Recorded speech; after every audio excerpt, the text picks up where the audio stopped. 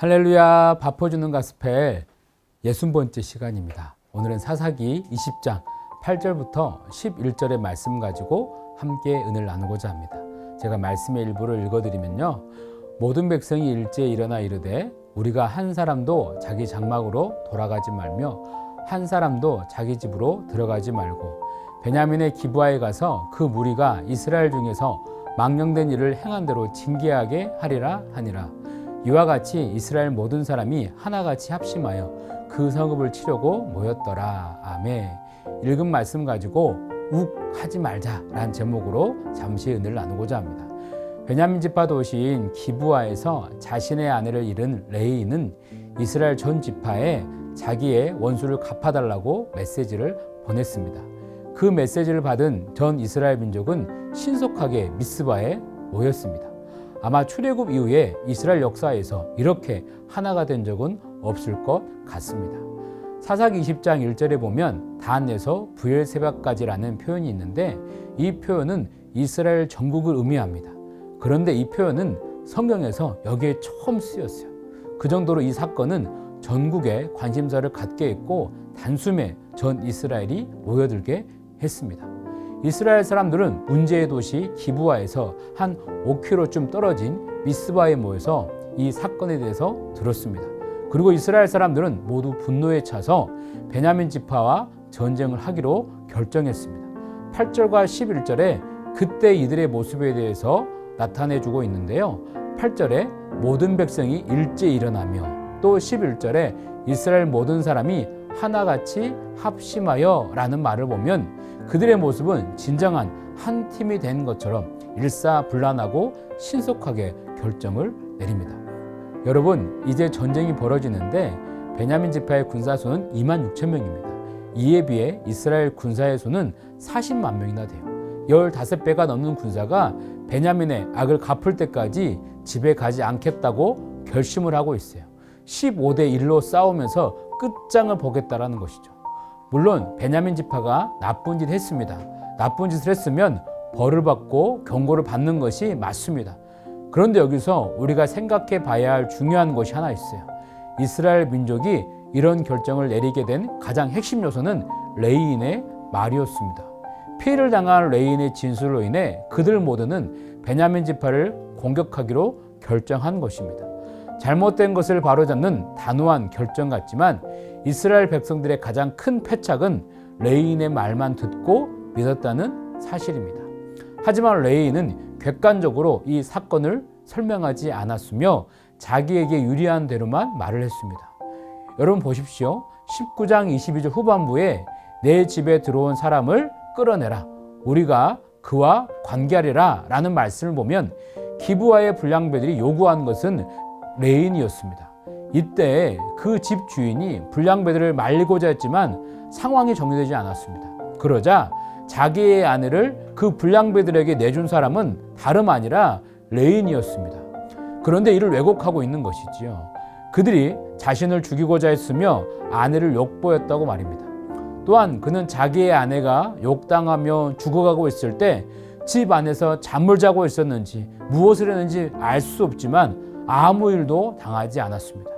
다음날 아침 이미 죽어서 문 앞에 엎드려 있는 자기 아내에게 아무 일 없다는 듯이 일어나라, 우리가 떠나가자라고 말을 했어요. 어찌 보면 그녀의 죽음에 대한 책임은 레인에게 있습니다. 그는 그녀의 희생으로 살아남았어요. 하지만 미안한 감정 없이 그는 그녀의 시신을 훼손해서 메시지의 도구로 삼았습니다. 이것은 하나님이 기뻐하는 것이 아닙니다. 어떻게 레인이 이렇게 행할 수 있는 것일까요? 그는 비록 레인이었지만 거짓말쟁이였고 자신이 피해자인 것처럼 말했습니다. 자신도 죽을 뻔했고 불량배들의 악행으로 말미암아 그녀가 죽었다며 세상에서 제일 억울한 듯이 말을 하고 있습니다. 왜곡, 과장, 그리고 주관적인 관점에서 자기에게 유리한 대로만 말을 하니 이스라엘 백성 입장에서 볼 때 기브아 사람들은 죽어 마땅한 사람들입니다. 그의 말만 듣고 이스라엘 백성들은 앞뒤 가리지 않고 기브아 사람들을 죽이고자 했으며 자신의 딸을 베냐민 사람들에게 주지 않겠다고 결정한 것입니다. 만일 이스라엘 백성들이 레인의 말만 들을 것이 아니라 베냐민 사람들의 말도 들어봤으면 어땠을까요?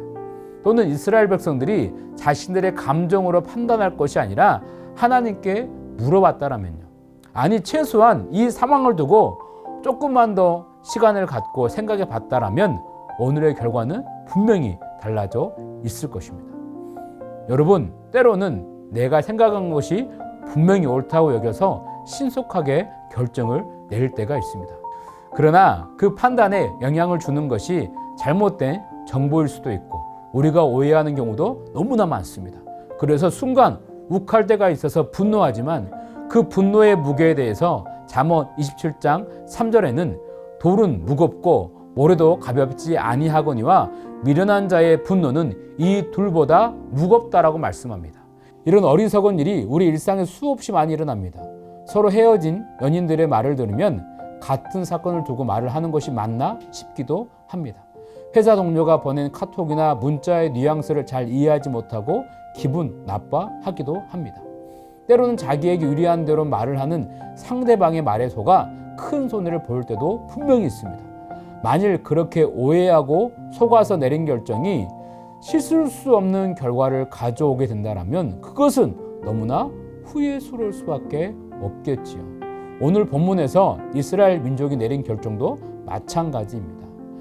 사사기 21장 2절 3절을 보면 전쟁이 다 끝난 뒤에 그들은 한 지파가 없어지는 것에 대해서 저녁까지 앉아 큰 소리로 울며 후회했다라고 말씀합니다.